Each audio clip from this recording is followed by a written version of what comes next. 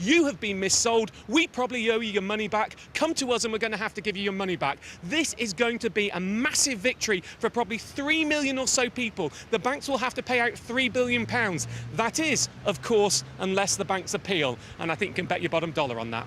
What do you think will happen if they do appeal? I mean, this was a very clear-cut decision. Many people weren't expecting it to be as clear-cut. So does that indicate that even if they went to appeal, they may end up being the loser on the day?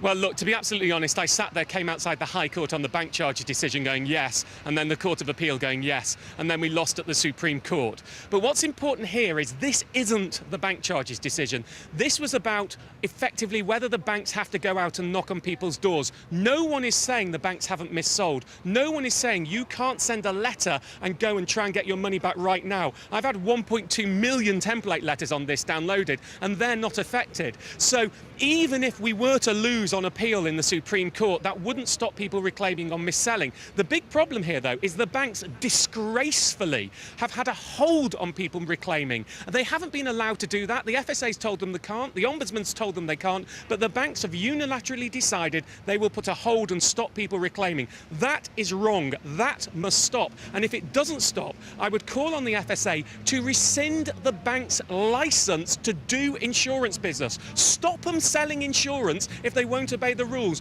We need to get our boot up their backsides. They've been playing rough too long. People have been missold, some of the poorest in society. This is a ruling in favour of consumers, and it's about time we got tougher if they don't start getting back business to usual and giving people who've been missold their money back. Now, at the end of last year, we did see a whole new host of reforms to the regulation of selling PPIs. Are we going to see more clampdowns now? Well, many banks have stopped to an extent selling payment protection insurance on loans and credit card, and that is of course the worst angle. Mortgage payment protection insurance is nowhere near as bad. There's still some mis-selling, but nowhere near to the same degree. Hopefully the regulations will make it unprofitable for mis-selling to happen in future.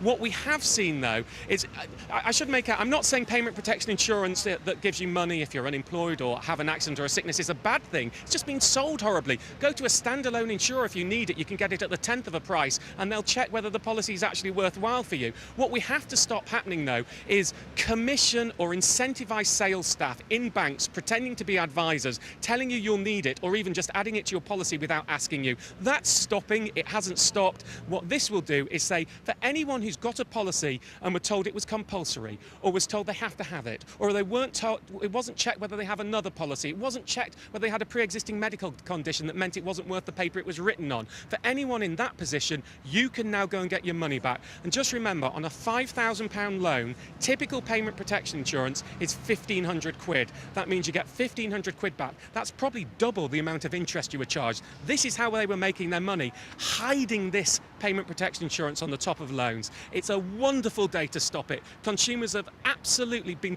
suffering at the hands of the banks. We own a couple of them. It's disgraceful that public money was used to take this case against fairness by the banks, and I'm jumping for joy and cheering. You can probably see it in my eyes. We can, Martin. Thank you very much indeed for your time.